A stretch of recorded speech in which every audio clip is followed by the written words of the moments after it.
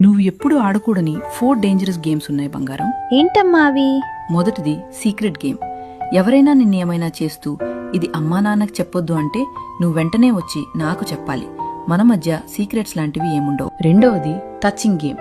నీ బాడీలో underwear cover చేసే ప్లేసెస్ ఎవరూ తాకకూడదు.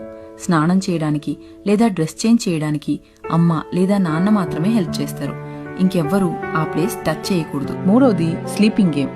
బయట ఉన్నప్పుడు నిద్రపోతున్నట్టు నటించడం. ఎందుకమ్మా? అలా చేయటం వల్ల నీ చుట్టూ ఏం జరుగుతుందో నీకు తెలియదు.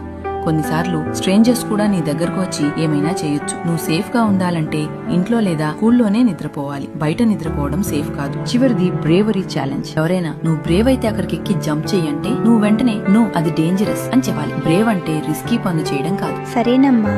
Very good. నీకేం జరిగినా నాతో చెప్పుకోవచ్చు. నేనెప్పుడు నీకు సపోర్ట్ గా ఉంటాను.